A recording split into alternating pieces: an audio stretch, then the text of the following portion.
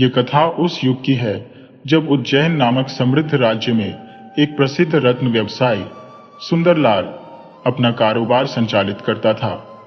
उसके 3 पुत्र थे, चेतन, रत्न और रोहन। जीवन की संध्या बेला में उसने अपने तीनों पुत्रों को अपने पास बुलाया और गंभीर स्वर में कहा, मेरे प्रिय पुत्रों, मैंने अथक परिश्रम कर अपने व्यापार को शिखर तक पहुंचाया और इसमें अपार सफलता प्राप्त की। अब मेरी अर्जित संपदा में तुम तीनों का समान अधिकार है, किंतु मैंने व्यापार के विस्तार हेतु 3 अनमोल हीरे भी संग्रहित किए हैं, जिनकी मूल्यवानता हमारी समस्त संपत्ति से कहीं अधिक है। एक ओर हमारी सारी चल अचल संपत्ति है और दूसरी ओर ये 3 दिव्य रत्न। तुम तीनों को एक एक हीरा अपनी देखरेख में रखना चाहिए। चेतन ने जिज्ञासु स्वर में पूछा, परंतु पिताजी, वे अद्वितीय हीरे कहाँ सुरक्षित है? सुंदरलाल ने उत्तर दिया, वे गुप्त अलमारी के अंदर एक सुरक्षित डिब्बे में रखे हैं। बेटा, इन रत्नों का उपयोग केवल आपातकाल में ही करना, अन्यथा उन्हें भूलकर सामान्य जीवन जीना। लोभ और लालच तुम्हारे कदम डगमगाने न दे, यही मेरी अंतिम सीख है। इतना कहने के पश्चात ही सुंदरलाल ने संसार से विदा ले ली। उनके निधन के उपरांत तीनों पुत्रों ने एकजुट होकर उनका अंतिम संस्कार किया और विधिपूर्वक क्रियाकर्म संपन्न किया। कुछ समय पश्चात तीनों भाई परस्पर संवाद कर रहे थे। रतन ने कहा, मुझे प्रतीत होता है कि हमें पिता के व्यवसाय को एकजुट रहकर आगे बढ़ाना चाहिए। मैंने उन तीनों हीरों को उसी अलमारी में सुरक्षित रख दिया है। यदि भविष्य में कोई विकट परिस्थिति आएगी तो हम उनका उपयोग करेंगे। क्या तुम दोनों को इसमें कोई आपत्ति है? दोनों भाइयों ने सहमति जताई। नहीं भैया, हमें कोई असहमति नहीं है। अब आप ही घर के सबसे वरिष्ठ हैं और आपका निर्णय ही उचित होगा। तीनों ने मिलकर व्यापार को नई ऊंचाइयों तक पहुंचाया और परस्पर सौहार्दपूर्वक जीवन व्यतीत करने लगे। किंतु एक दिन चेतन चिंताग्रस्त अवस्था में घर लौटा। उसे व्याकुल देखकर रतन ने पूछा, क्या हुआ भैया, आप इतने चिंतित क्यों दिख रहे हैं? चेतन ने विषादपूर्ण स्वर में उत्तर दिया, हमारे व्यापार के लिए माल ले जाने वाला जहाज समुद्री तूफान में समाहित हो गया। इस विपदा के कारण हमें भारी आर्थिक क्षति उठानी पड़ी है। यदि हमें पुनः कच्चा माल खरीदना है तो बड़ी धनराशि की आवश्यकता होगी। रतन ने आत्मविश्वास से कहा, भैया, व्याकुल होने की कोई आवश्यकता नहीं। यही वह क्षण है जिसके लिए हमारे पास वे बेशकीमती हीरे सुरक्षित हैं। हम उन्हें अपने निवेश के रूप में उपयोग करेंगे। रोहन भी सहमत होते हुए बोला, हाँ भैया, यही उचित रहेगा। जब हमारे पास इतना बड़ा सहारा है तो भयभीत होने की कोई आवश्यकता नहीं। इस प्रकार तीनों भाइयों ने इस संकट के समय अपनी धैर्य और समझदारी का परिचय दिया तथा अपने पिता की दी हुई अमूल्य सीख को सार्थक किया।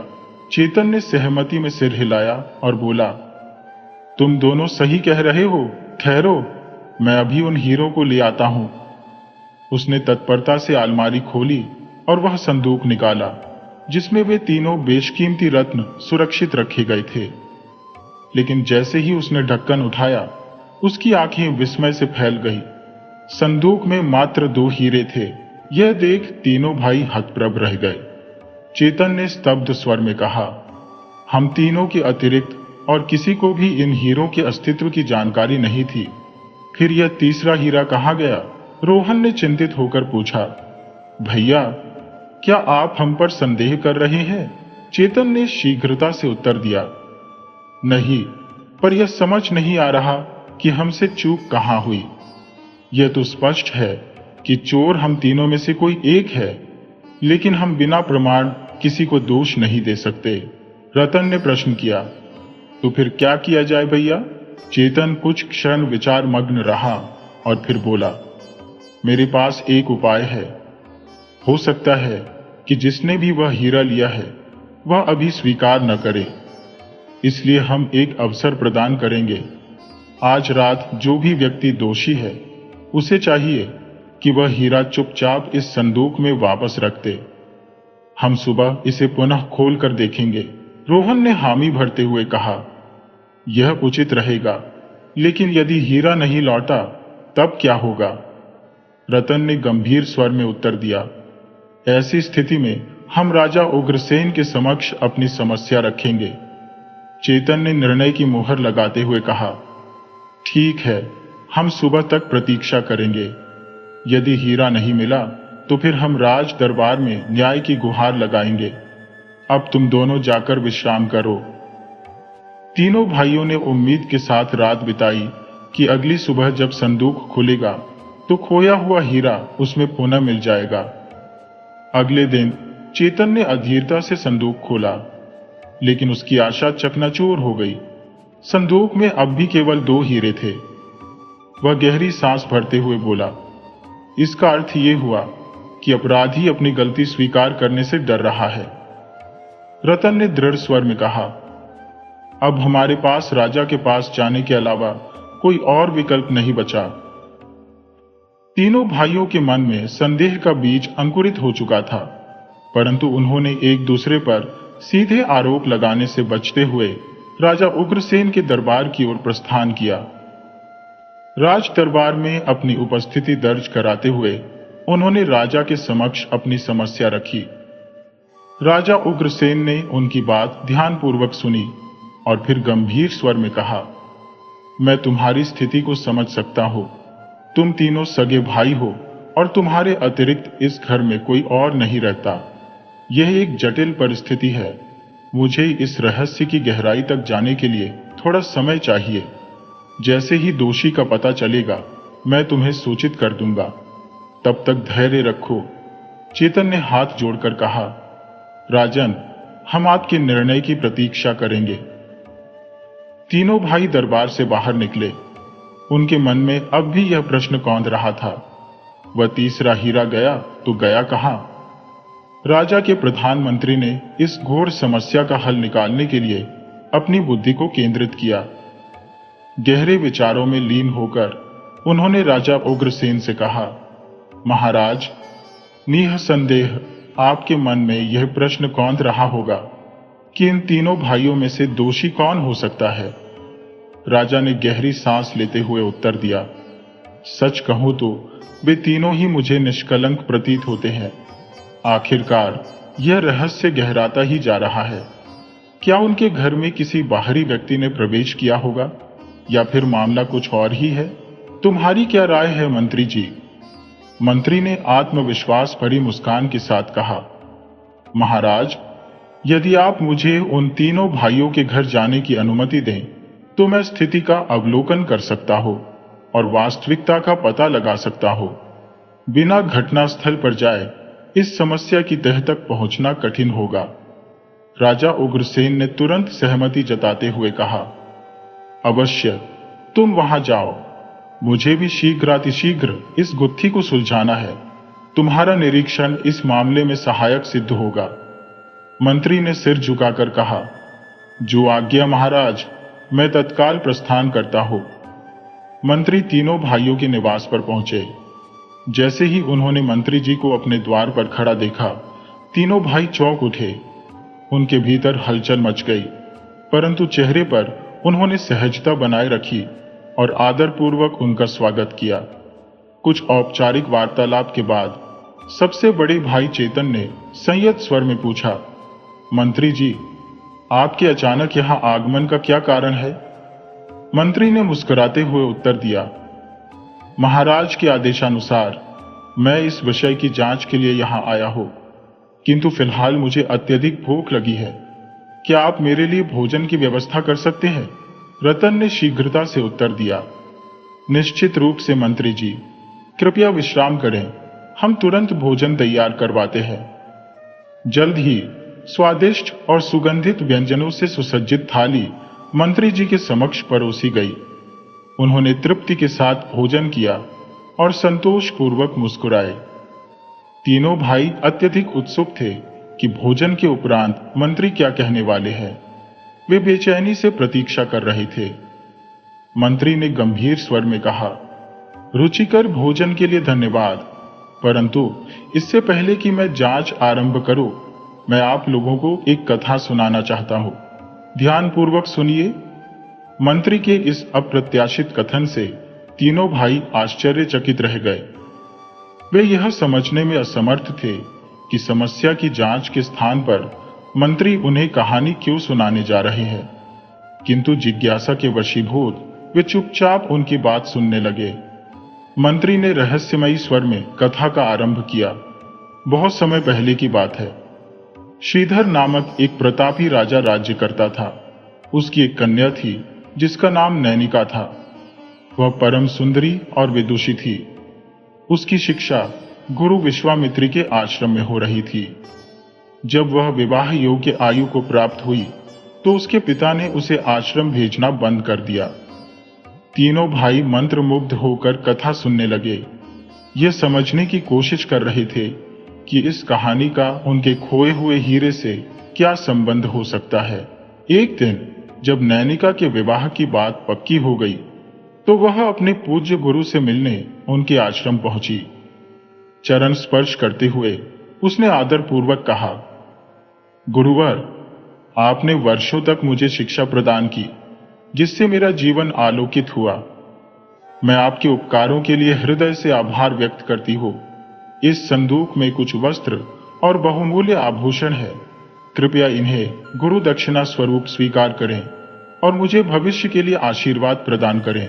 गुरुदेव ने उसकी बात सुनकर गंभीर स्वर में कहा, नैनिका, मैं यह उपहार स्वीकार नहीं कर सकता, किंतु यदि तुम सच में कुछ देना चाहती हो तो मेरी एक अभिलाषा पूर्ण करनी होगी।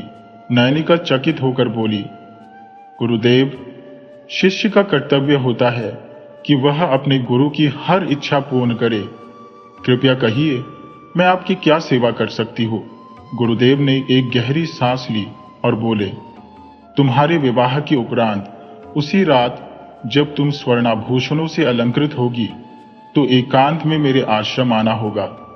क्या तुम यह कर सकती हो? नैनिका इस असामान्य आग्रह को सुनकर स्तब्ध रह गई। मन में अनेक विचार उमड़ने लगे, किंतु उसने पहले ही वचन दिया था, इसलिए कुछ क्षणों के मौन के पश्चात उसने दृढ़ स्वर में उत्तर दिया, गुरुवर, आपकी यह इच्छा मेरे लिए अचंभित करने वाली अवश्य है, किंतु मैंने प्रण लिया है कि मैं अपने गुरु को निराश नहीं करूंगी। जो आदेश आपने दिया है मैं उसे पूरा करूंगी। अब कृपया मुझे जाने की अनुमति दें। गुरुदेव ने सिर हिलाया और बोले, जाओ नैनिका, समय आने पर तुम्हारी परीक्षा होगी।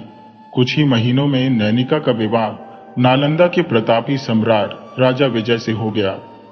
विवाह की प्रथम रात्रि जब सारा राजमहल उत्सव की आभा में सराबोर था, नैनिका ने अपने पति से कहा, स्वामी, मेरे पूज्य गुरु की एक अनोखी इच्छा है जिसका पालन करना मैंने सुनिश्चित किया है।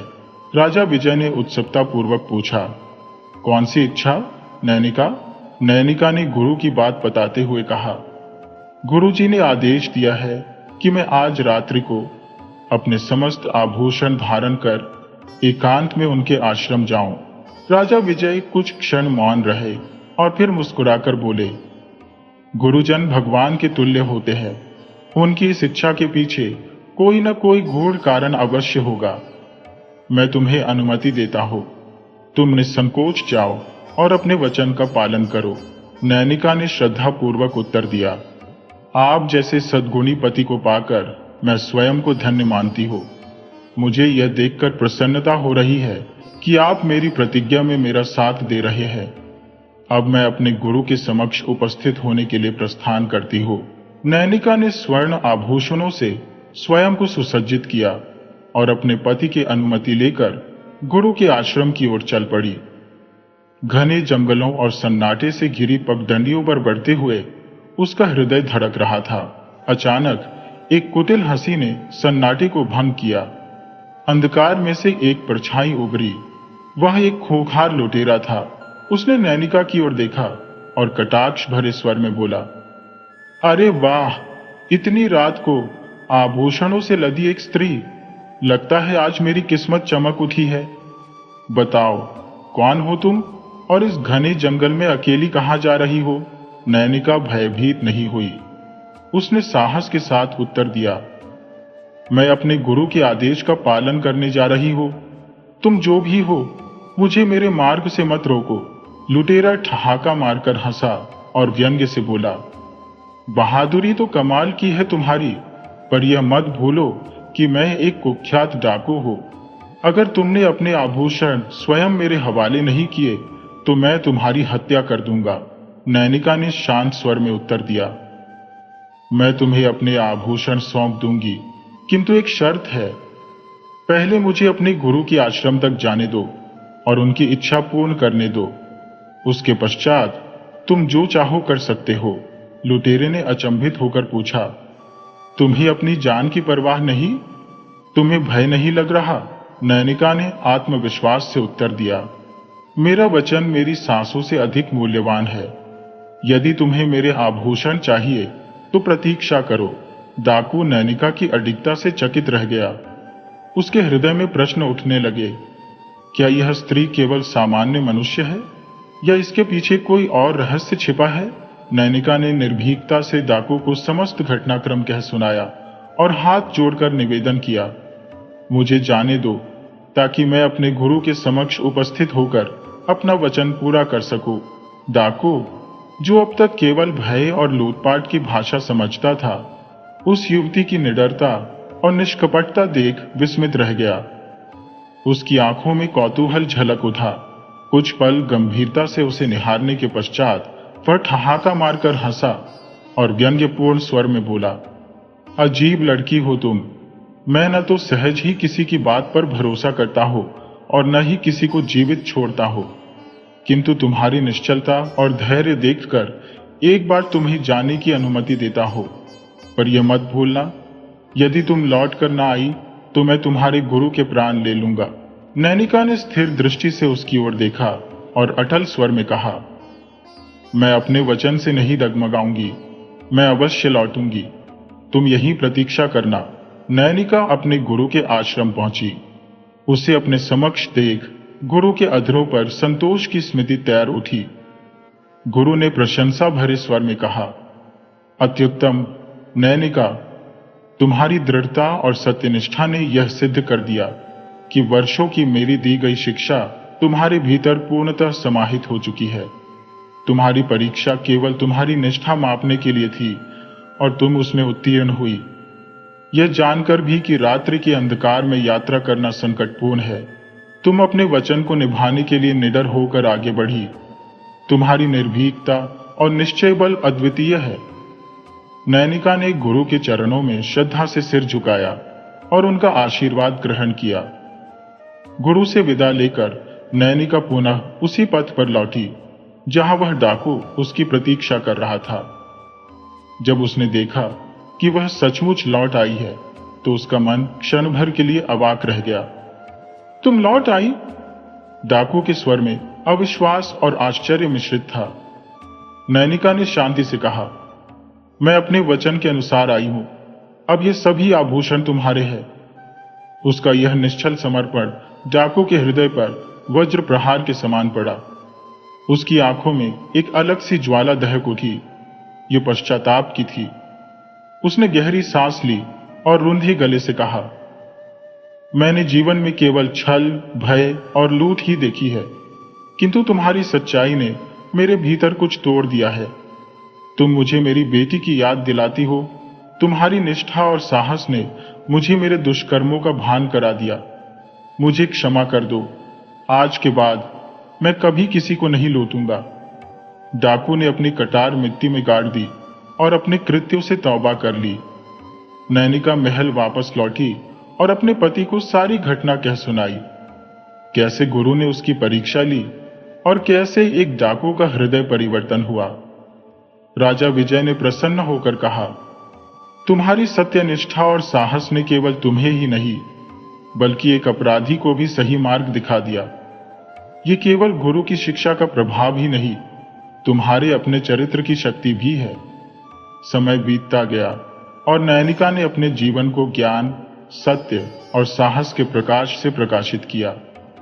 मंत्री ने तीनों राजकुमारों को देखा और गंभीर स्वर में कहा, अब यह कथा समाप्त होती है।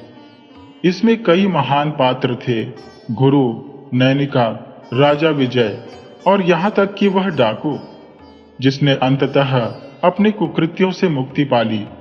किंतु मैं तुमसे पूछता हूं, इनमें से सबसे श्रेष्ठ कौन था? सभा में गंभीरता छा गई थी। सबसे पहले बड़े भाई चेतन ने अपनी बात रखी। मेरी दृष्टि में राजा विजय सर्वश्रेष्ठ है, क्योंकि उन्होंने अपनी पत्नी को पूर्ण स्वतंत्रता दी कि वह अपने गुरु से मिल सके। एक सच्चे शासक और स्नेही पति के रूप में उन्होंने श्रेष्ठ आचरण किया। मंत्री मुस्कुराए और फिर दूसरे भाई रतन की ओर मुखातिब हुए। तो रतन, तुम्हारी क्या राय है? रतन ने आत्मविश्वास से उत्तर दिया, मेरे विचार में गुरु ही श्रेष्ठतम है। उन्होंने अपने शिष्य को सांसारिक मोह माया से परे रखने के लिए राजकुमारी द्वारा दिए गए सारे बहुमूल्य उपहार अस्वीकार कर दिए। इतना ही नहीं, उन्होंने उसकी निष्ठा और ज्ञान की परीक्षा भी ली। यह उन्हें सबसे महान बनाता है। अब मंत्री ने तीसरे भाई रोहन की ओर देखा और प्रश्न किया, और तुम्हारी दृष्टि में सर्वश्रेष्ठ कौन है? रोहन ने बिना किसी संकोच के कहा, मुझे लगता है कि चोर सबसे अच्छा था।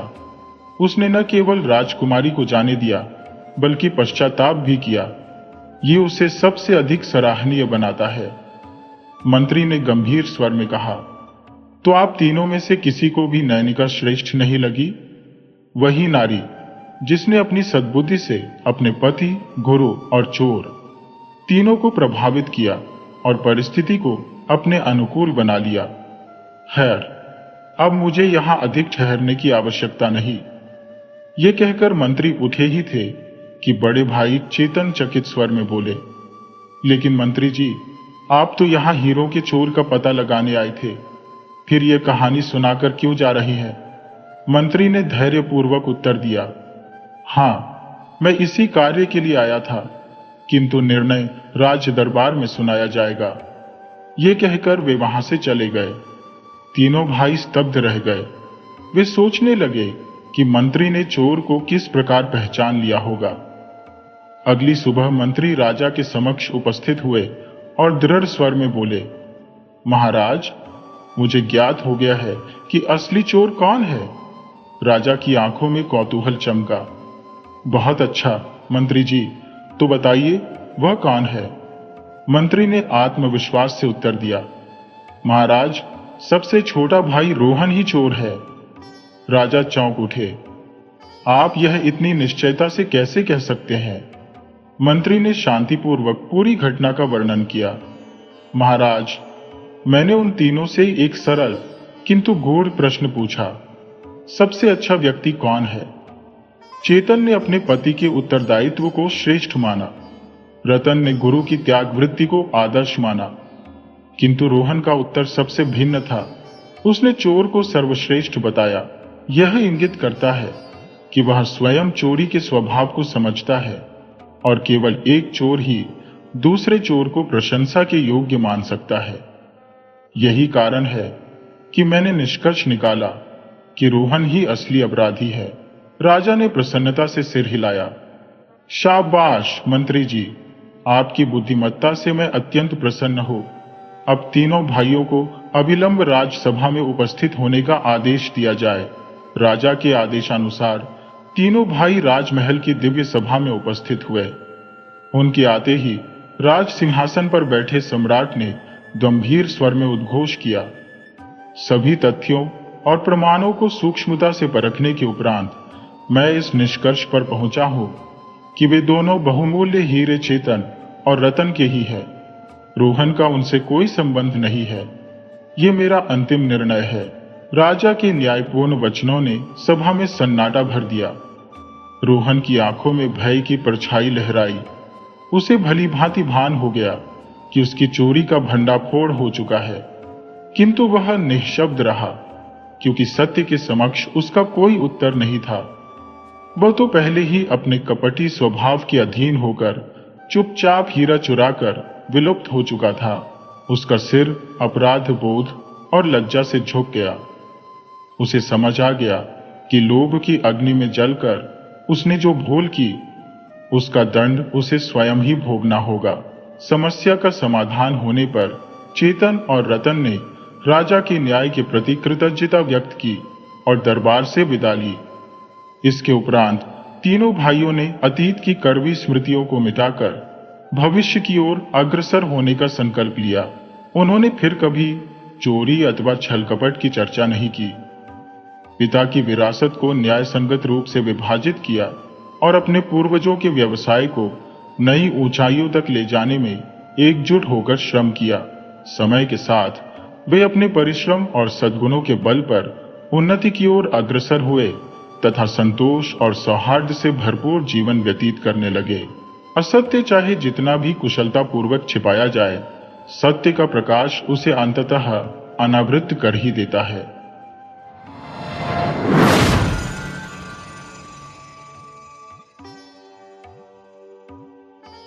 किसी समय की बात है, रूपनगर नामक एक देश था जहां एक राजा राज्य किया करता था।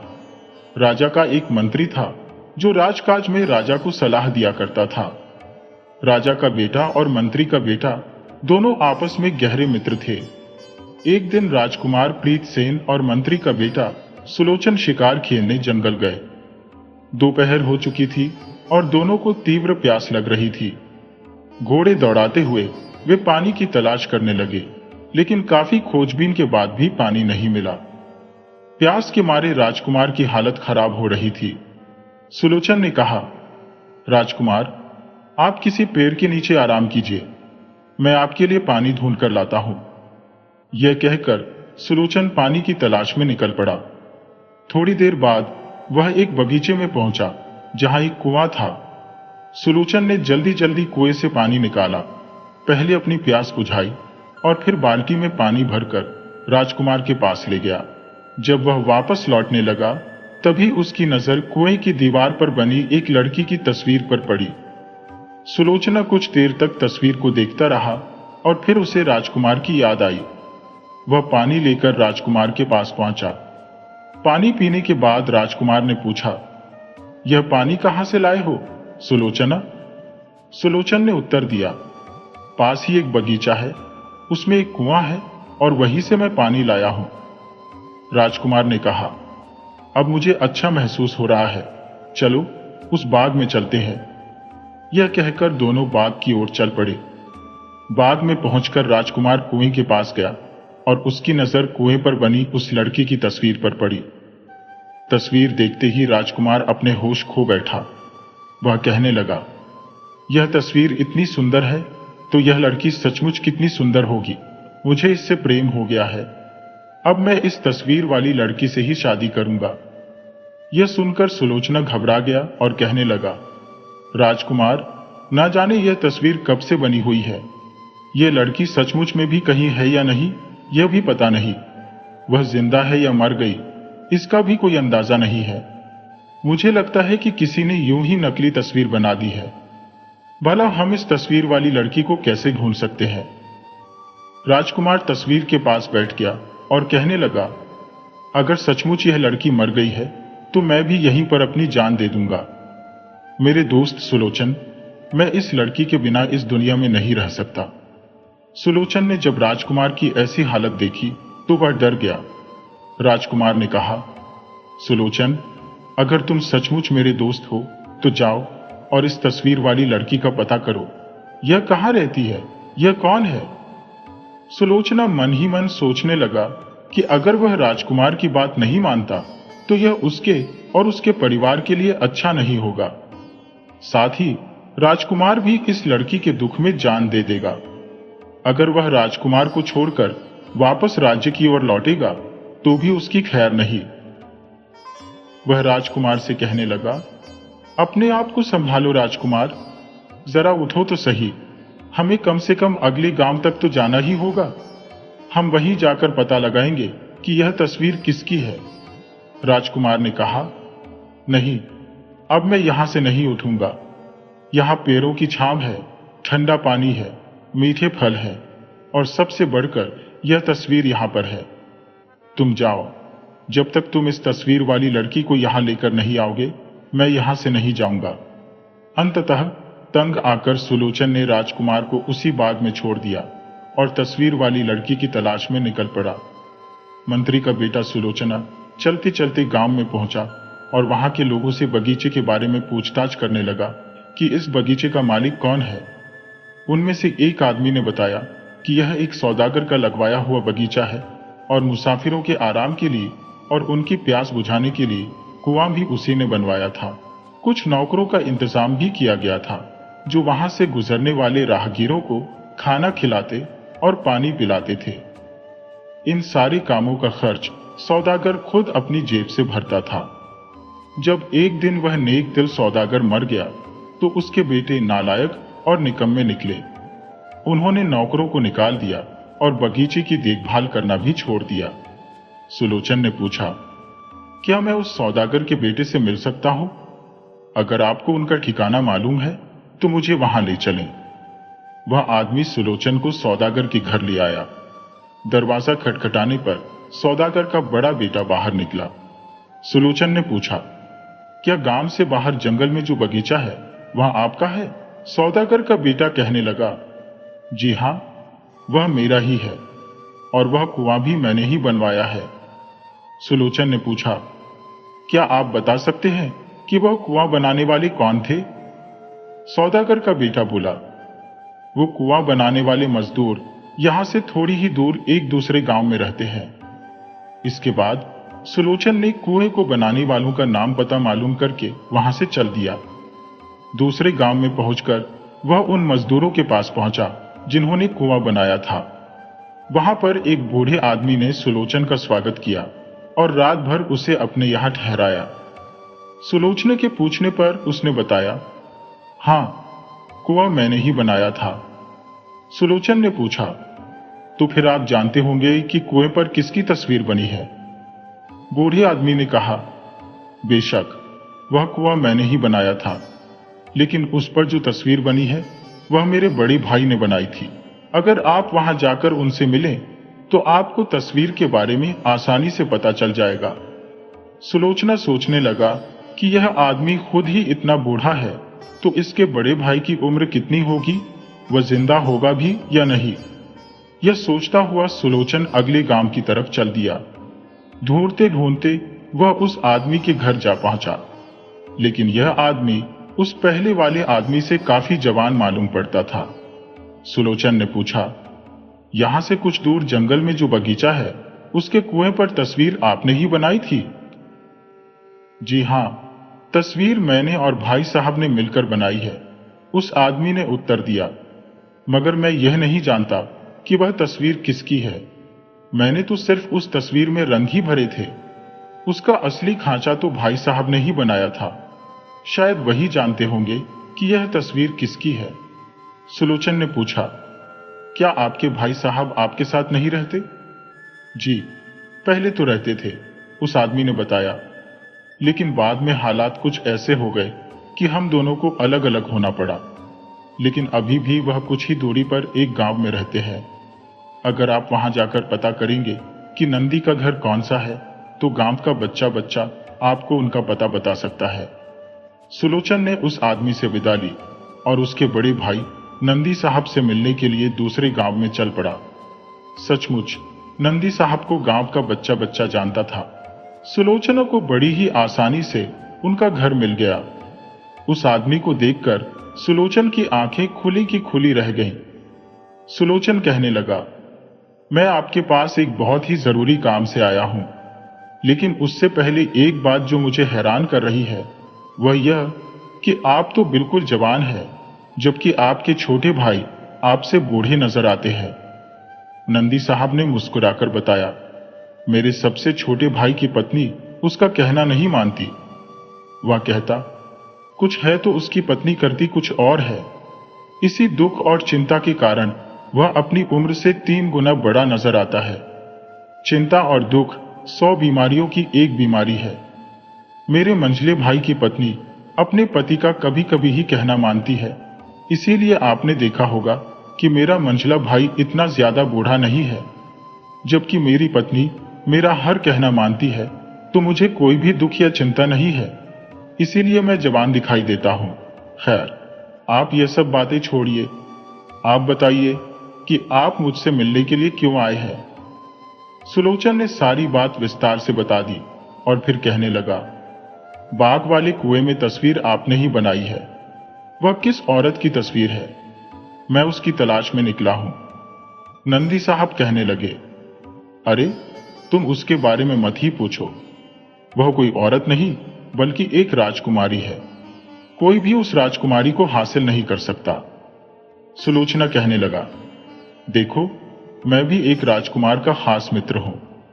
मेरे राजकुमार ने कहा है कि जब तक वह उस राजकुमारी से मिल नहीं लेगा वह उस बाग में ही पड़ा रहेगा। ऐसी हालत में आपको मेरी सहायता करनी होगी। हुजूर, आपकी बात बिल्कुल सही है, लेकिन मुश्किल तो यह है कि इस लड़की से मिलना तो दूर, उसकी तरफ कोई देख भी नहीं सकता। तो फिर आपने उसकी तस्वीर कैसे बना ली? सुलोचन ने पूछा। नंदी साहब कहने लगे, कुछ समय पहले की बात है।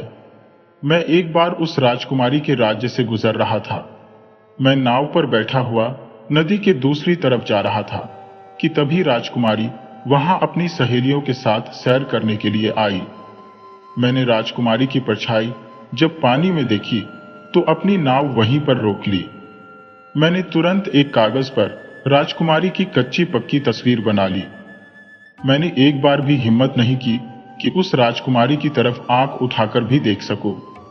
शायद राजकुमारी और उसकी सहेलियां भी यही सोच रही थी कि मैं नाव में कोई चीज ठीक कर रहा हूं। जल्दी जल्दी मैं अपना सारा काम खत्म करके वह कागज अपने साथ रख लिया। अपनी नाव मैंने आगे बढ़ा दी।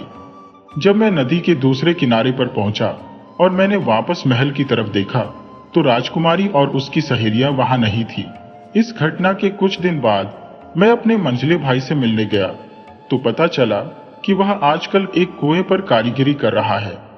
मैं भी उसके साथ उस कुएं पर पहुंच गया। मेरा भाई भी बहुत अच्छे फूल पत्ते बनाता है।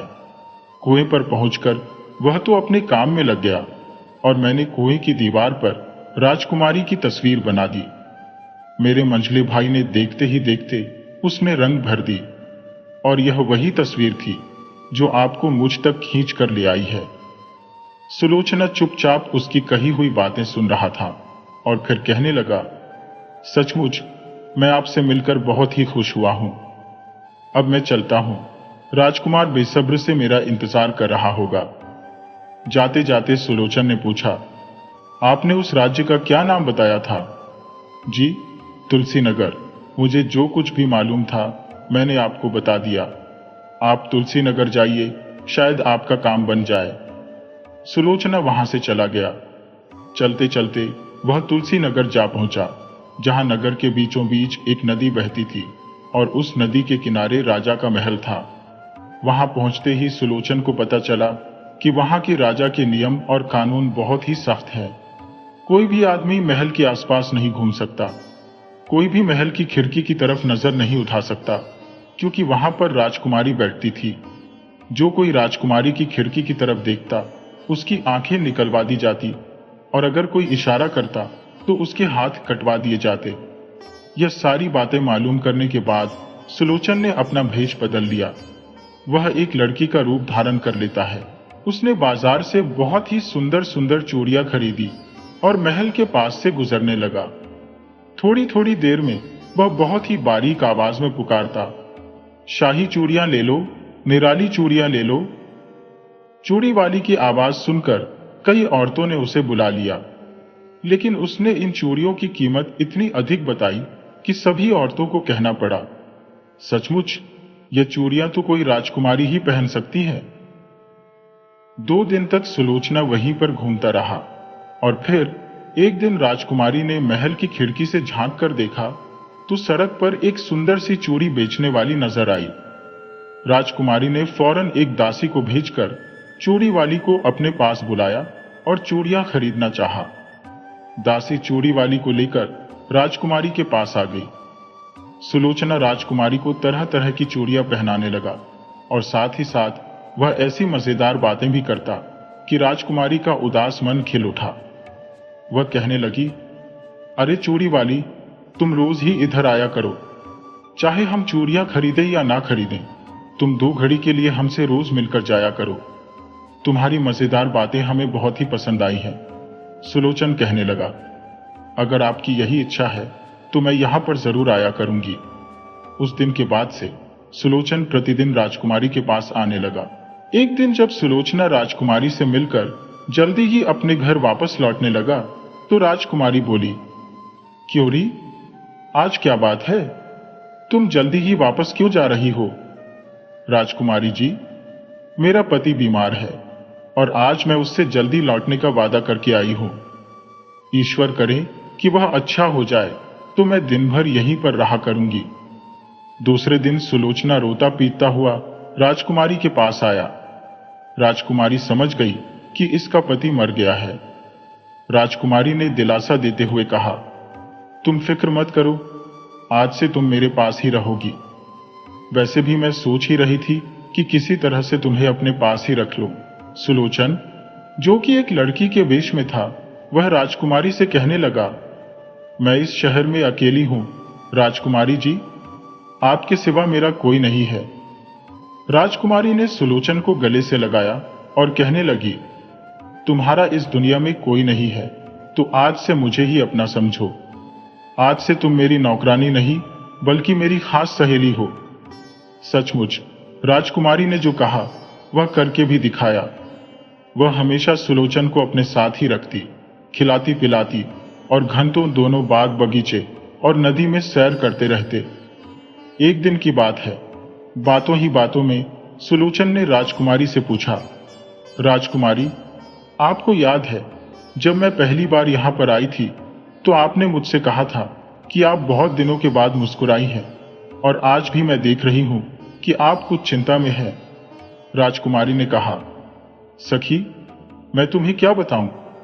उस निर्दय और दुष्ट आदमी ने आज अपना एक दूत भेजकर पिताजी से शादी की तारीख जल्दी से जल्दी निश्चित करने की बात कही है।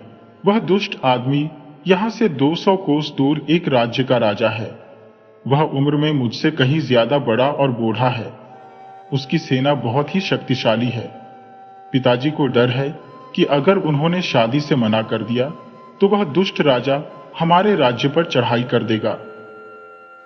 पिछले 2 सालों से पिताजी उसे टालते आ रहे हैं, लेकिन आज उसने अपना एक दूत भेजकर आखिरी फैसला मांगा है। यह कहते कहते राजकुमारी सुलोचना से लिपटकर रोने लगी। सुलोचन ने कहा, क्या इसका कोई समाधान नहीं है? नहीं, बिल्कुल भी नहीं। अगर यह बात है तो चलो हम इस नगर से भाग जाते हैं, सुलोचन ने कहा। राजकुमारी ने कहा, अरे बेवकूफ, हम दोनों औरतें भागकर जाएंगी कहां? यहां पर इतना सख्त पहरा है कि न तो कोई अंदर आ सकता है और न ही बाहर जा सकता है।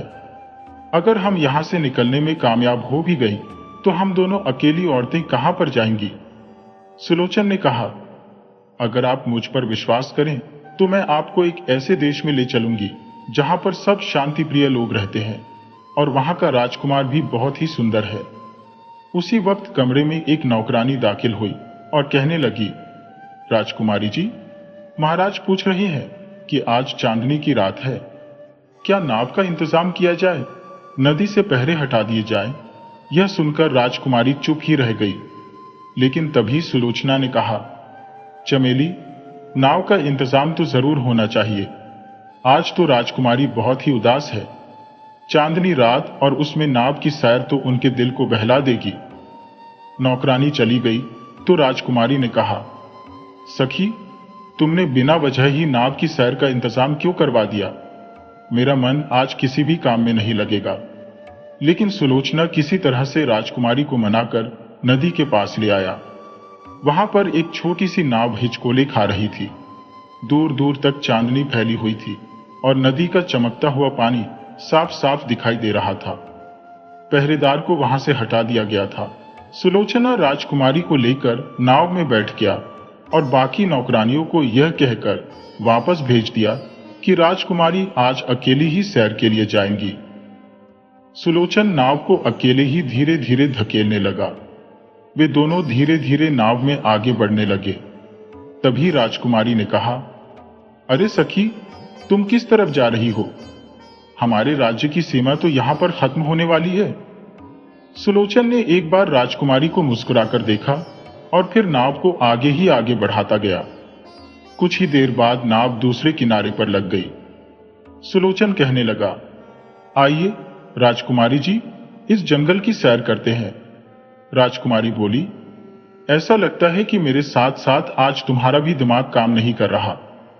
एक तो मैं न जाने अकेली इस जगह पर कैसे पहुंच गई, ऊपर से तुम कहती हो कि इस जंगल की सैर करें। चलो जल्दी नाव में बैठो, हमें वापस चलना चाहिए। लेकिन सुलोचन ने राजकुमारी का हाथ खींचकर किनारे पर उतार लिया और पूछने लगा, अच्छा राजकुमारी जी, यह बताइए कि दुनिया में आपको सबसे अधिक प्रेम किससे है? राजकुमारी बोली, मेरे पिताजी से। सुलोचन फिर से बोला, और उसके बाद आपको सबसे प्यारा कौन है? राजकुमारी ने इस सवाल के बारे में कुछ देर तक सोचा और फिर कहने लगी, सचमुच मुझे पिताजी के बाद सबसे प्यारी तुम हो। इसी दौरान वे दोनों बातें करते करते जंगल के काफी अंदर तक आ चुके थे और राजकुमारी इस बात से बेखबर थी। सुलोचन ने कहा, अगर मैं तुमसे बिछड़ जाऊं तो? ऐसा मत कहो, मैं तुम्हारे बिना एक दिन के लिए भी जिंदा नहीं रह सकती। तब सुलोचन कहने लगा, मैं आपकी सखी नहीं बल्कि सखा हूं। यह कहकर वह जोर जोर से हंसने लगा। उसने अपने सिर से नकली बाल निकाल डाली और दुपट्टा सिर से फेंक दिया। वह राजकुमारी के सामने अपने असली रूप में आ गया। राजकुमारी अचानक हुए इस परिलाव को बर्दाश्त न कर सकी और चीख मारती हुई बेहोश हो गई। सुलोचन उसको कंधे पर उठाकर एक पेड़ के नीचे लेटा देता है और फिर सुबह होने का इंतजार करने लगा। सुबह जब राजकुमारी को होश आया तो वह पलक झपकते हुए सुलोचन को देखने लगी। सुलोचन राजकुमारी के सामने हाथ जोड़कर खड़ा था और कहने लगा, मुझे माफ कर दीजिए राजकुमारी जी, मैं बहुत ही शर्मिंदा हूं। मैंने आपके साथ धोखा किया है। पिछले कई दिनों से मैं औरत का भेष बनाकर आपके साथ चल रहा था और चालाकी से आपको यहां पर ले आया। मैं इस बात के लिए बहुत ही शर्मिंदा हूं। मैं आपका अपराधी हूं, लेकिन मैंने यह सब अपने एक दोस्त के लिए किया है। सुलोचन ने देखा कि तभी राजकुमारी की आंखों से आंसू बह रहे थे। राजकुमारी कहने लगी, मुझे इस बात का दुख नहीं है, बल्कि दुख तो इस बात का है कि जब मेरे पिताजी को पता चलेगा कि मैं नाव में बैठकर गायब हो गई हूं तो वह क्या सोचेंगे? सुलोचना कहने लगा, सोचना क्या है? वह यह सोचेंगे कि तुम और मैं नदी में डूबकर कहीं मर गए हैं। यह तो और भी ज्यादा बुरी बात होगी।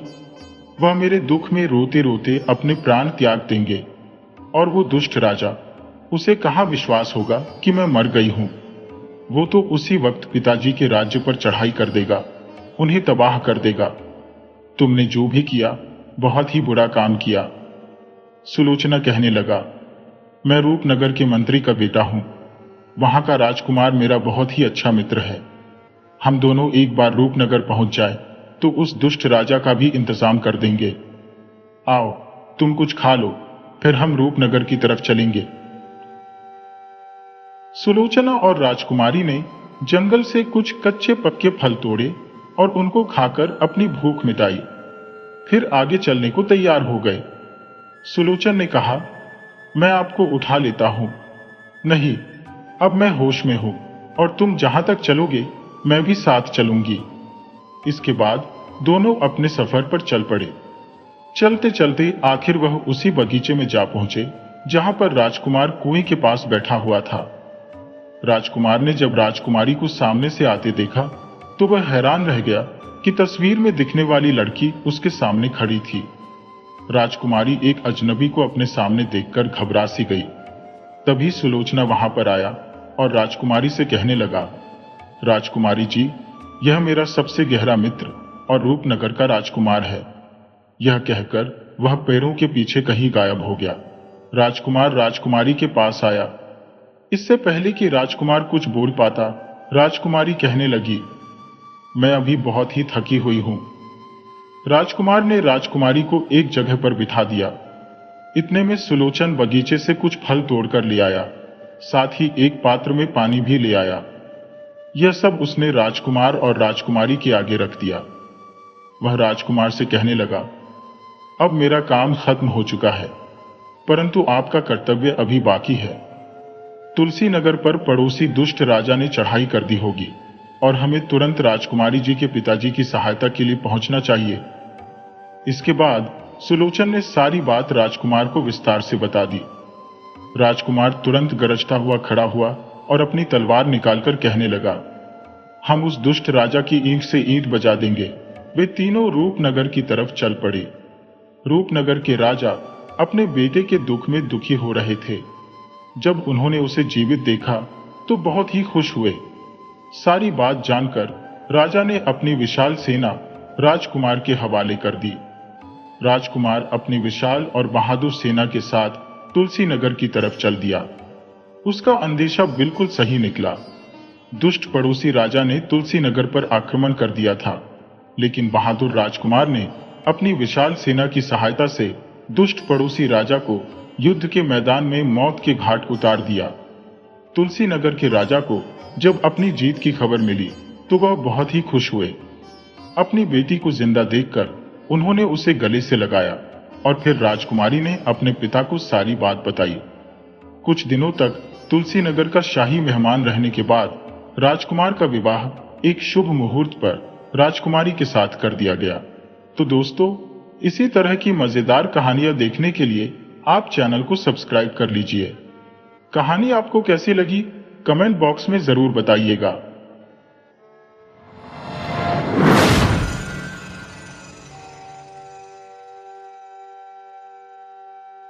पुराने समय की बात है। एक राज्य पर चक्रधर नाम का एक राजा राज किया करता था। राजा चक्रधर के राज्य में चारों ओर खुशहाली थी और प्रजा अपने राजा से बहुत ही प्रसन्न थी। एक दिन की बात है, राजा चक्रधर ने अपने मंत्री को अपने पास बुलाया और कहने लगा, मंत्री जी, मेरी अवस्था अब काफी वृद्ध हो चुकी है।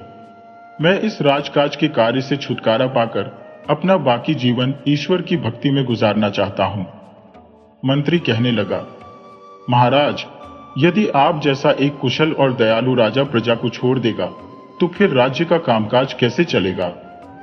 मेरे विचार से आपको यह फैसला करने में जल्दबाजी नहीं करनी चाहिए।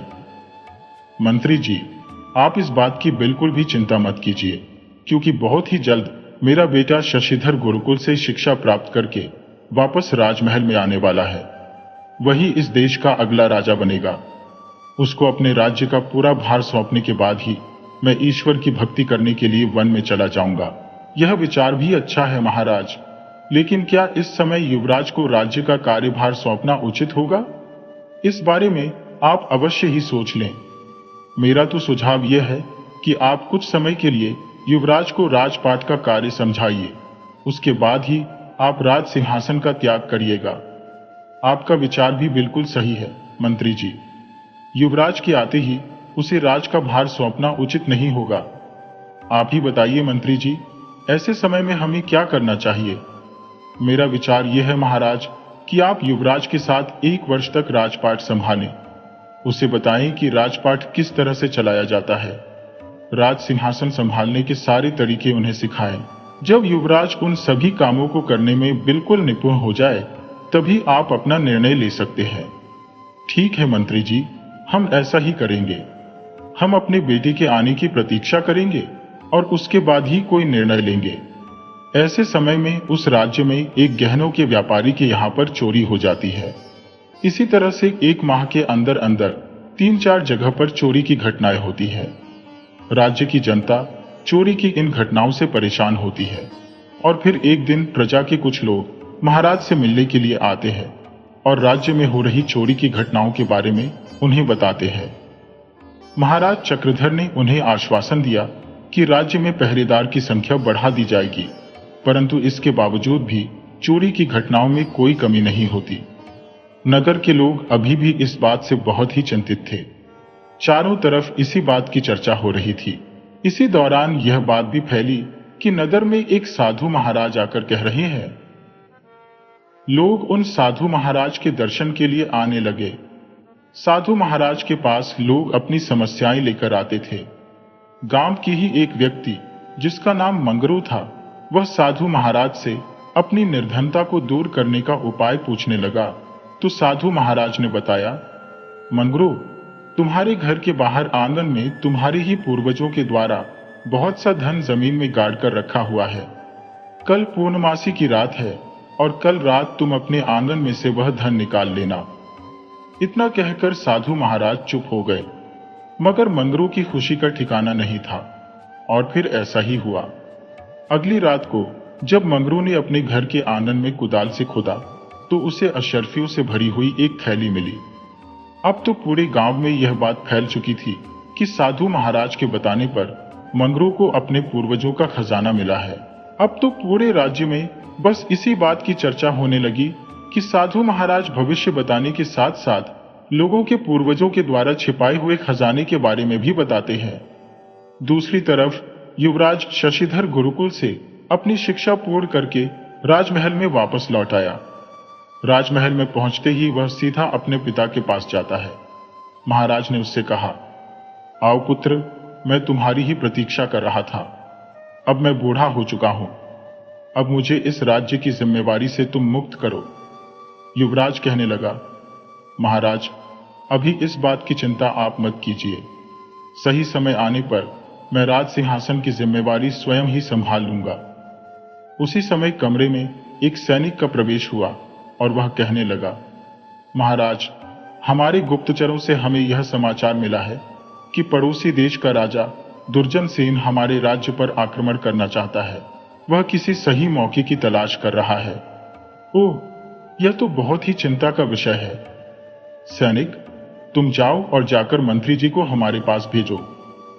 सैनिक के चले जाने के बाद महाराज अपने पुत्र से कहने लगे, युवराज, एक तरफ तो हमारे राज्य में चोर और लुटेरों का आतंक मचा हुआ है और दूसरी तरफ हमारे शत्रु राजा हम पर आक्रमण करने की तैयारी कर रहे हैं। हमारा राज्य बुरी तरह से मुश्किलों में फंस गया है।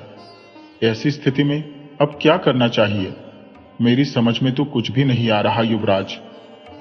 युवराज कहने लगा, महाराज, हमें अपने शत्रु राजा के हमले का सामना करके उसे सबक सिखाना होगा, नहीं तो हम अपने राज्य को खो बैठेंगे। और दूसरी तरफ वह चोर अभी भी हमारे राज्य में ही घूम रहे हैं। मुझे पक्का विश्वास है कि जनता से लूटी हुई दौलत को वह अभी हमारे राज्य से बाहर नहीं ले गए होंगे। हम अवश्य ही उन चोरों को पकड़कर जनता से लूटा हुआ माल उन्हें वापस लौटा सकते हैं। आप सबसे पहले सेनापति जी को बुलाइए। कुछ ही क्षणों में सेनापति महाराज, युवराज और मंत्री, ये चारों लोग आने वाले संकट का सामना करने के लिए योजना बनाने लगे। महाराज ने सभी लोगों के सामने गुप्तचरों के द्वारा लाई गई सूचना बताई। फिर सेनापति से कहने लगे, सेनापति जी, आप बताइए, गुप्तचरों द्वारा लाई गई इस सूचना के बारे में हम क्या कर सकते हैं। सेनापति कहने लगा, महाराज, शत्रु देश का राजा दुर्जन सेन बहुत ही शक्तिशाली है। उसकी सेना बहुत ही विशाल है। उसका मुकाबला करने के लिए हमें अपनी सैन्य शक्ति को बढ़ाना होगा। हमें अपने सैनिकों के लिए और अधिक हथियार खरीदने के लिए बहुत से धन की आवश्यकता होगी। तभी हम राजा दुर्जन सेन का मुकाबला कर सकते हैं। युवराज कहने लगा, तो सेनापति जी, आपको पहले से ही हमारी सैन्य शक्ति बढ़ाने के लिए काम करना चाहिए था। सेनापति ने उत्तर दिया, युवराज, हमारी सैन्य शक्ति को और भी अधिक मजबूत करने के लिए हमारे पास अधिक धन नहीं है, जिसके कारण ना तो हम नए सैनिकों को भर्ती कर पा रहे हैं और ना ही नए नए हथियार खरीद पा रहे हैं। तो सबसे पहले हमारा काम यही है कि हम अपनी सेना को और भी अधिक मजबूत करें। आप आज से ही हमारे राज्य में जितने भी नौजवान हैं, उन्हें सैनिक प्रशिक्षण देना आरंभ कीजिए और किसी भी समय शत्रु सेना का सामना करने के लिए तैयार कीजिए।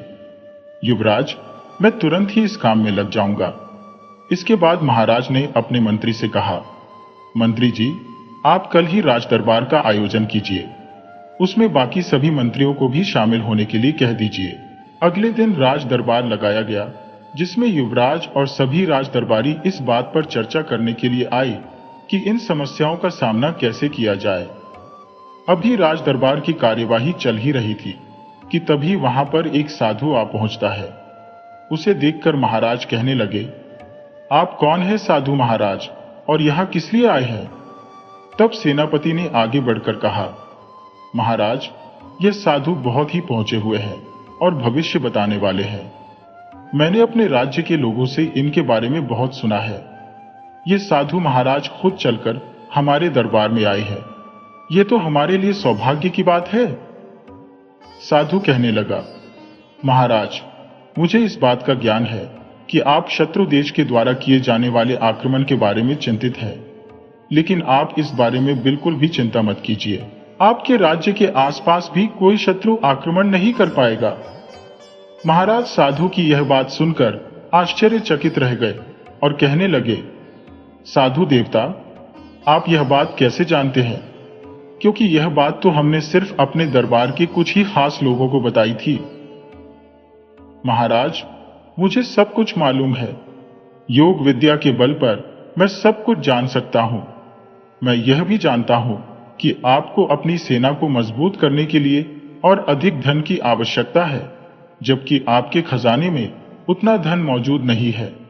शायद आपको मालूम नहीं कि आपके पूर्वजों के द्वारा एक बहुत बड़ा खजाना सुरक्षित जगह पर छुपाया गया है।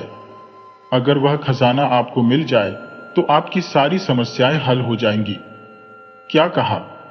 हमारे पूर्वजों का खजाना? यह बात तो आज तक मुझे भी मालूम नहीं थी। वह खजाना कहां पर होगा, साधु देवता? महाराज, आपके पूर्वज आपके लिए इतना खजाना छोड़कर गए हैं कि जितना आपने कभी सोचा भी नहीं होगा, और वह खजाना हमारे नगर के मुख्य द्वार के नीचे छुपाया गया है। वहां पर लाखों स्वर्ण मुद्राएं आपको मिल जाएंगी।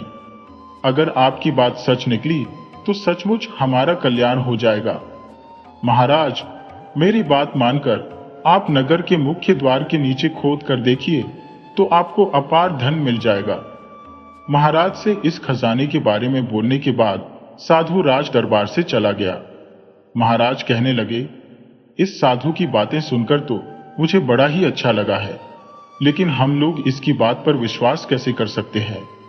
तब सेनापति कहने लगा, महाराज, इस साधु ने हमारे राज्य के कई लोगों को उनके पूर्वजों के द्वारा दबाए हुए धन के बारे में बताया है, और जब उन सभी लोगों ने साधु महाराज द्वारा बताई गई जगह को खोद कर देखा तो सचमुच ही उन्हें धन की प्राप्ति हुई। यह बात तो मैं राज्य के कई लोगों से सुन चुका हूं। मुझे लगता है कि हमें भी एक बार नगर के मुख्य द्वार के नीचे खोद कर देख लेना चाहिए। महाराज कहने लगे, आप बिल्कुल ठीक कहते हैं सेनापति जी। अगर यह धन हमें मिल जाए तो हम बहुत ही जल्दी अपनी सैन्य शक्ति को बढ़ा सकते हैं, क्योंकि हमें धन की बहुत ही ज्यादा आवश्यकता है।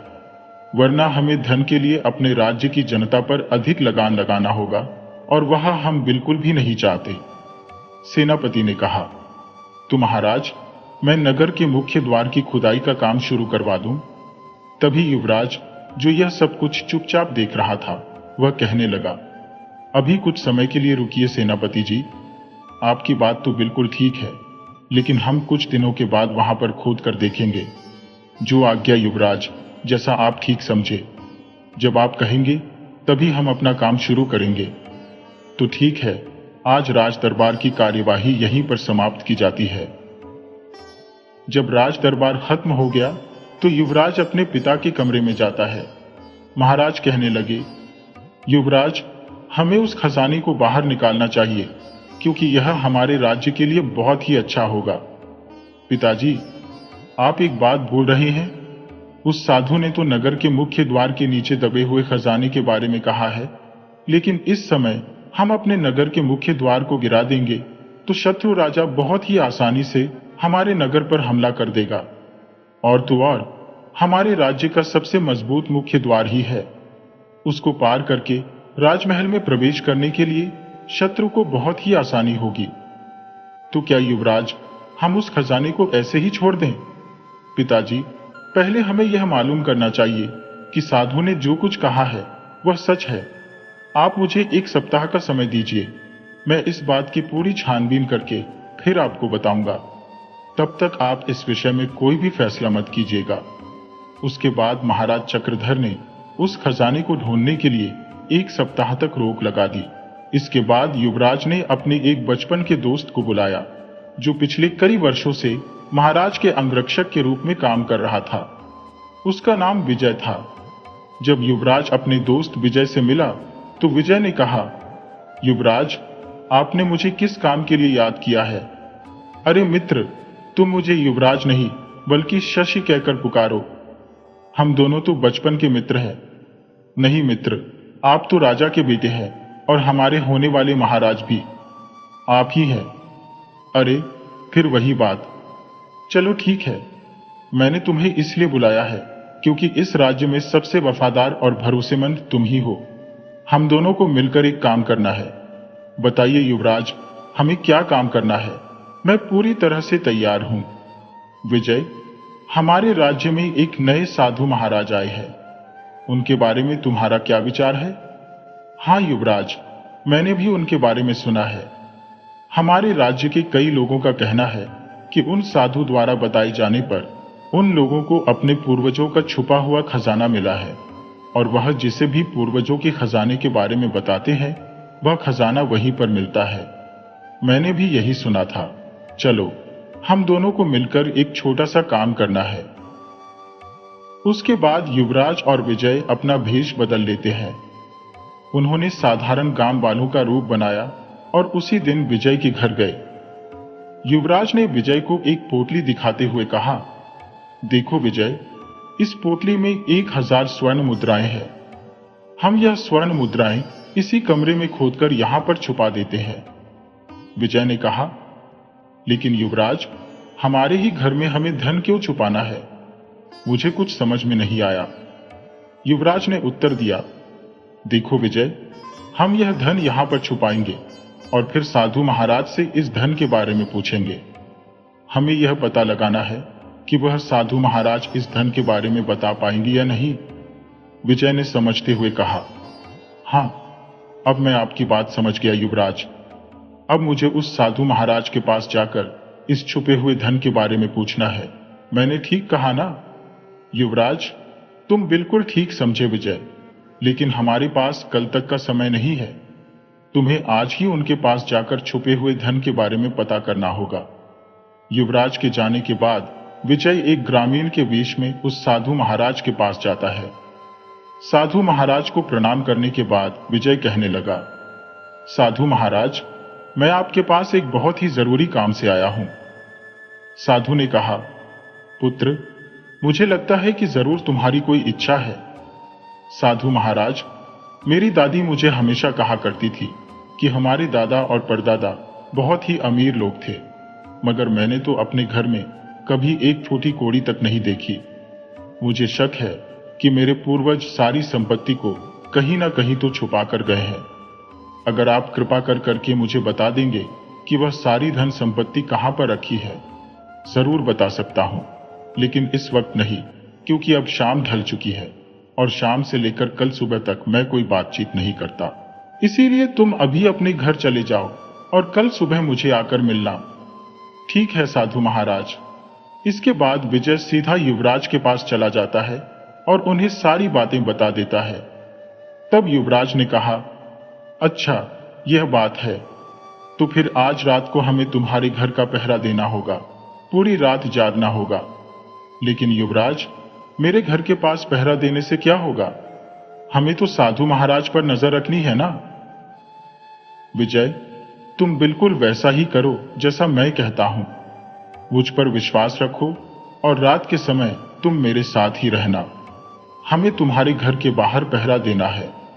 और फिर उसी रात को विजय और युवराज विजय के घर में छुपकर पहरा देने लगे। उनका शक बिल्कुल सही निकला। जब वे दोनों छिपकर घर की निगरानी कर रहे थे तो अंधेरे में एक आदमी आता हुआ दिखाई दिया। युवराज ने कहा, वह देखो विजय, कोई आदमी हमारे घर की तरफ आ रहा है। हाँ युवराज, वह आदमी जमीन खोद रहा है। आखिर वह करने क्या वाला है? देखो विजय, वह आदमी एक गड्ढा खोदकर उसमें कुछ छुपा रहा है। यानी मेरा शक बिल्कुल सही निकला, यह उसी नकली साधु का काम है। हाँ युवराज, यानी वह साधु यहां पर स्वर्ण मुद्राएं छुपाकर और कल हमें इन मुद्राओं के बारे में बताने वाला है। इसका मतलब यह है कि वह जिस किसी को भी धन के बारे में बताता है उसे अगले दिन आने को कहकर रात के समय खुद ही वहां पर जाकर स्वर्ण मुद्राएं छुपाकर आता है। इसके बाद विजय ने अंधेरे में उस आदमी को ध्यान से देखा तो कहने लगा, अरे यह आदमी तो सेनापति जी का खास आदमी है, या यूं कहूं यह तो सेनापति जी का दाहिना हाथ है। युवराज ने कहा, क्या सच? इसका मतलब इस षड्यंत्र में हमारे सेनापति जी भी शामिल हैं। ठीक है विजय, कल तुम फिर से उस साधु के पास जाना और अपने पूर्वजों के खजाने के बारे में पूछना। उसके बाद क्या करना है वह मैं तुम्हें बताऊंगा। इसके बाद युवराज वापस महल में आकर महाराज को सारी सच्चाई बता देता है। सब कुछ जानने के बाद महाराज ने कहा, इसका मतलब यह है कि यह सारी साजिश हमारे सेनापति ने रची है। मैं इसी वक्त उस अपराधी को कारागार में डालने की आज्ञा देता हूं। नहीं नहीं महाराज, इस समय आपको रुकना होगा। कल रात को हम उस साधु की कुटिया के पास पहरा देंगे ताकि हमें यह पता चल सके कि इस साधु के साथ और कितने लोग मिले हुए हैं। हाँ युवराज, यह बात तुमने ठीक कही। कल हम भेष बदलकर उस साधु की कुटिया के पास पहरा देंगे और फिर उन सभी लोगों को रंगे हाथ पकड़ेंगे जो हमारे राज्य के शत्रु हैं। अगली सुबह युवराज के कहने पर विजय फिर से उस साधु के पास जाता है। उसे देखते ही साधु कहने लगा, आओ पुत्र, आओ। मैंने अपनी योग्य विद्या के बल पर यह देख लिया है कि तुम्हारे पूर्वजों का खजाना कहां पर है। तुम्हारे घर के बाहर जो पेड़ है, तुम उसे खोद कर देखना, वहीं पर 1000 स्वर्ण मुद्राएं मिलेंगी। वही तुम्हारे पूर्वजों की जायदाद है। मैं आपका बहुत आभारी हूं महाराज, आपका बहुत बहुत धन्यवाद। यह कहकर विजय वहां से चला गया। वहां से निकलकर वह सीधा युवराज के पास पहुंचा और विजय ने सारी बात विस्तार पूर्वक युवराज को बता दी। युवराज ने कहा, अच्छा, तो मेरा शक बिल्कुल सही निकला। हमने जहां धन छुपाया था वहां ना बताकर उस साधु ने उस आदमी ने जहां धन छुपाया था उस बारे में हमें बताया। अब मुझे पक्का विश्वास हो गया है कि वह हमारे शत्रु राजा दुर्जन सेन का गुप्तचर है। उसी रात युवराज शशिधर, विजय और महाराज खुद भी अपना भेष बदलकर साधु की कुटिया के पास छुपकर निगरानी करने लगे। उनका संदेह बिल्कुल ठीक निकला। कुछ ही देर के बाद उन्होंने देखा कि सेनापति आधी रात के अंधेरे में उस साधु की कुटिया में प्रवेश करता है और फिर विजय उस साधु के आश्रम की एक खिड़की से अंदर झांकने लगता है। उसने देखा कि कुटिया के अंदर साधु और सेनापति आपस में बातें कर रहे थे। साधु कहता है, अरे सेनापति, बताओ तो सही, हमारा काम कहां तक पहुंचा। महाराज दुर्जन सेन ने तुम्हें जो काम सौंपा है वह पूरा नहीं हुआ। वे तो आक्रमण करने का मौका तलाश रही है। सेनापति ने कहा, आपके निर्देशों के बाद हमारे महाराज ने नगर के मुख्य द्वार को ध्वस्त करने की तैयारी कर ली है और लगभग 1 सप्ताह बाद यह कार्य आरंभ हो जाएगा। साधु ने उत्तर दिया, हाँ, उसके बाद वहां केवल मिट्टी ही बचेगी। यह हमें नगर पर आक्रमण करने का अद्वितीय अवसर प्रदान करेगा। अगर वह मुख्य द्वार न होता तो अब तक हम नगर पर आक्रमण करके राजमहल को अपने अधीन कर चुके होते। आपने सही कहा, सेनापति ने समर्थन किया। मुख्य द्वार ही अब तक इस राज्य की रक्षा कर रहा है। उसके बिना राज्य की रक्षा असंभव होगी। आपने जो योजना बनाई है वह उत्कृष्ट है। पिछले 1 महीने की आपकी मेहनत अब रंग लाने वाली है। साधु ने सहमति जताते हुए कहा, हाँ, तुमने ठीक कहा। इस राज्य के लोग अब मुझ पर विश्वास करते हैं, यहां तक कि तुम्हारे वह बुद्धिमान राजा भी। लेकिन दुर्जन सेन ने मेरे बारे में क्या कहा है? उसकी चिंता मत करो, सेनापति ने आश्वासन दिया। राज्य पर कब्जा करने के बाद दुर्जन सेन महाराज तुम्हें ही राजा बनाएंगे। तुम इस राज्य के होने वाले महाराज हो। यह सब तुम्हारी सहायता से ही संभव हो पाया है। अगर तुम जैसा गुप्तचर मेरा साथ न देता तो यह काम संभव नहीं हो पाता। सेनापति और साधु के बीच हो रही बातचीत को विजय खिड़की से देख और सुन रहा था। इसके बाद विजय राजा और युवराज के पास पहुंचकर उन्हें पूरी घटना विस्तार से बताता है। युवराज ने कहा, पिताजी, देखा आपने, वे कितने बड़े धोखेबाज हैं। वे हमारे नगर के मुख्य द्वार को तोड़वाना चाहते थे ताकि शत्रु राजा हमारे राज्य पर आक्रमण कर सके।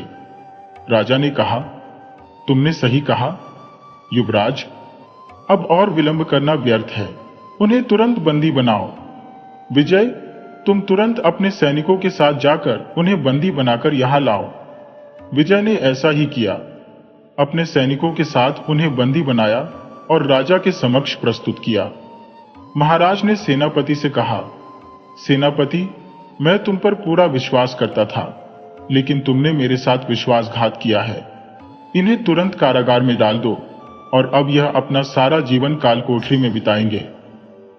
अगले दिन महाराज ने राज दरबार में युवराज को शाबाशी देते हुए कहा, शाबाश युवराज, तुमने बहुत बुद्धिमानी और चालाकी से इस षड्यंत्र का पता लगाया।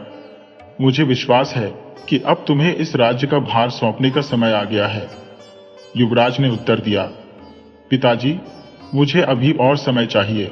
सबसे पहले मुझे राज्य के होनहार और बहादुर युवाओं को चुनकर सैनिक प्रशिक्षण देना है ताकि हमारी सेना और भी मजबूत हो सके।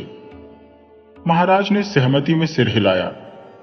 तुम्हारा प्रस्ताव मुझे स्वीकार है, और हां, विजय को राज्य का सेनापति बनाया जाए, क्योंकि उससे बढ़कर वफादार और बहादुर मुझे इस राज्य में नहीं मिला। इसके बाद विजय को राज्य का सेनापति बनाया गया। कई युवाओं को सैनिक प्रशिक्षण देकर सेना में शामिल किया गया। कुछ समय बाद युवराज का राज तिलक हुआ और महाराज ने ईश्वर की भक्ति के लिए वन की ओर प्रस्थान किया। दोस्तों, मुझे पूरी उम्मीद है कि यह कहानी आपको बहुत पसंद आई होगी। ऐसी ही रोचक कहानियां सुनने के लिए चैनल को सब्सक्राइब करें, वीडियो को लाइक करें और कमेंट करना न भूलें।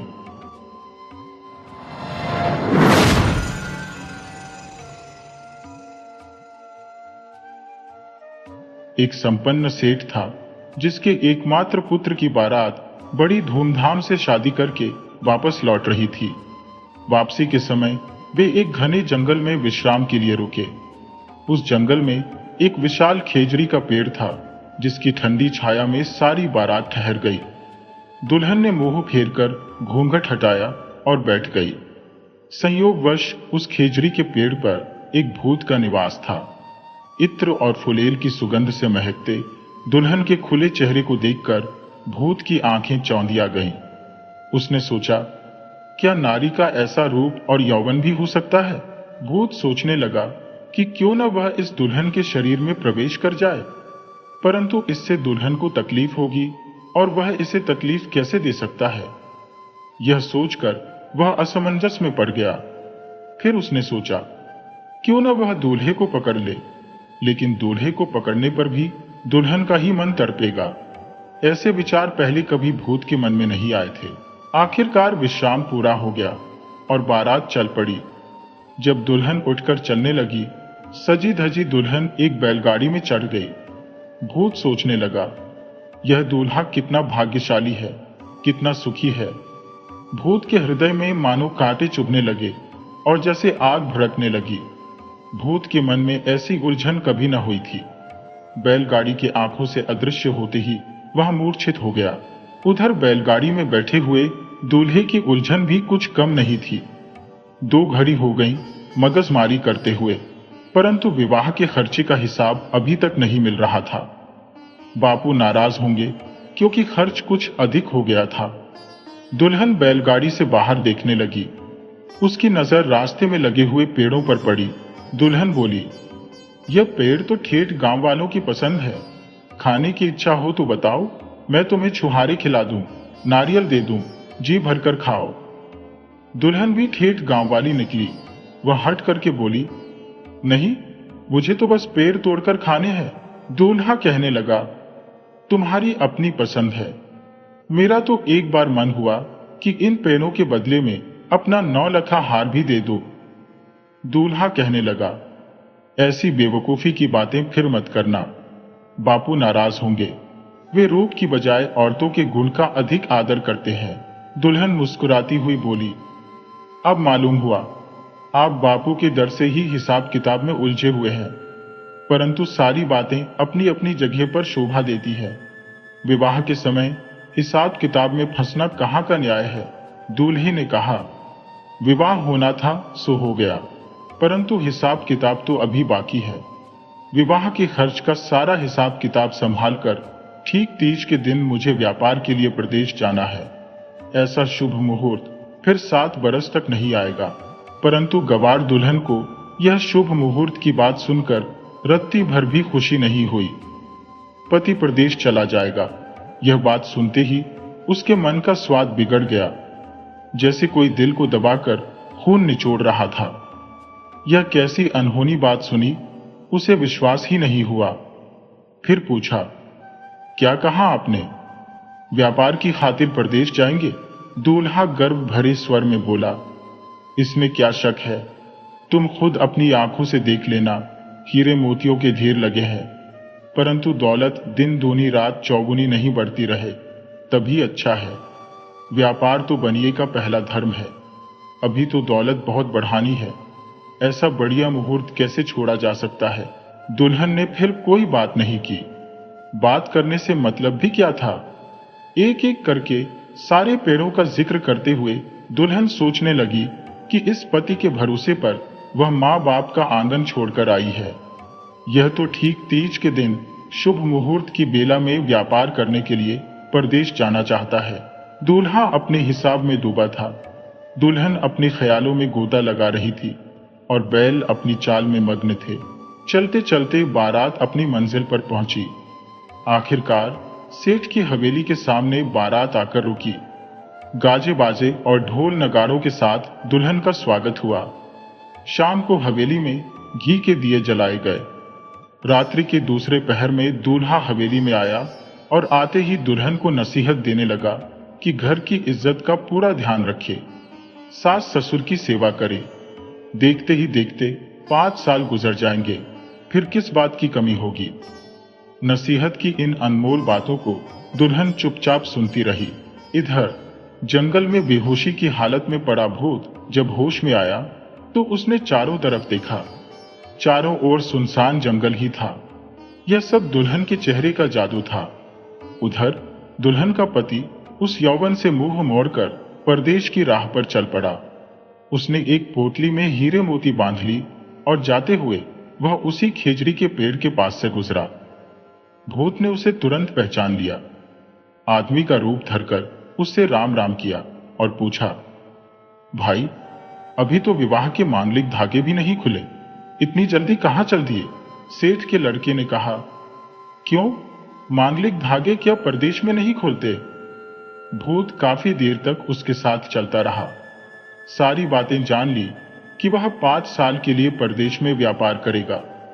अगर यह मुहूर्त चूक गया तो अगले 7 साल तक ऐसा बढ़िया मुहूर्त हाथ नहीं लगेगा। सेठ के लड़के की बोलचाल और स्वभाव को गौर से देखने के बाद भूत ने अपनी राह ली। मन ही मन में सोचने लगा कि सेठ के लड़के का रूप धरकर सवेरे ही सेठ की हवेली पर पहुंचा जाए तो 5 साल तक कोई पूछने वाला नहीं है। यह तो उम्दा मौका है।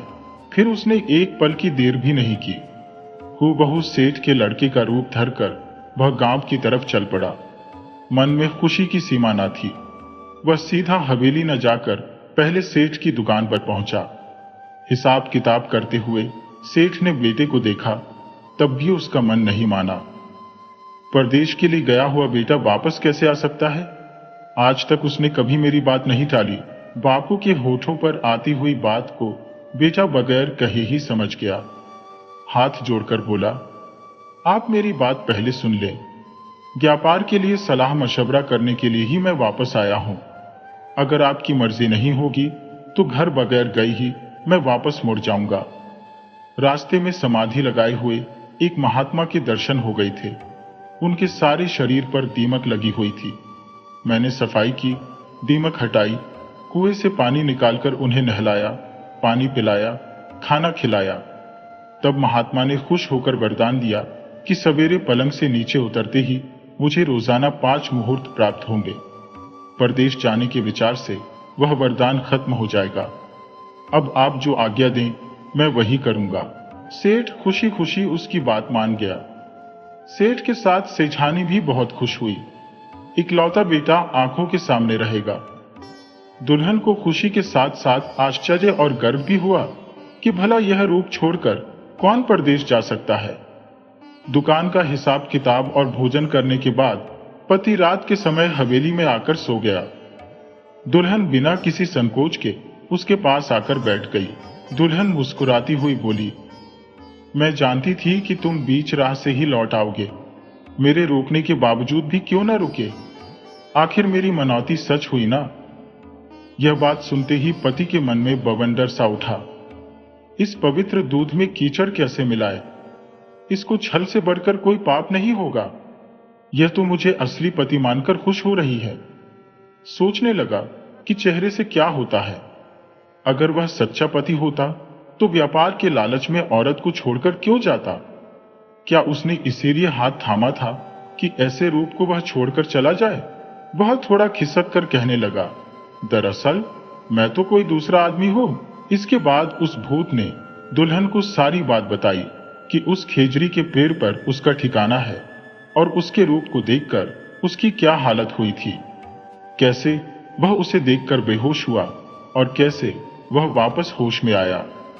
परदेश जाते हुए उसके पति के साथ क्या क्या बातें हुई और फिर उसका रूप धरकर वह इस हवेली में कैसे आया। सारी बातें विस्तार से बताईं। दुल्हन कठपुतली की तरह गुमसुम बैठी सारी बातें सुनती रही। क्या इसी बात को सुनने के लिए विधाता ने उसे कान दिए थे?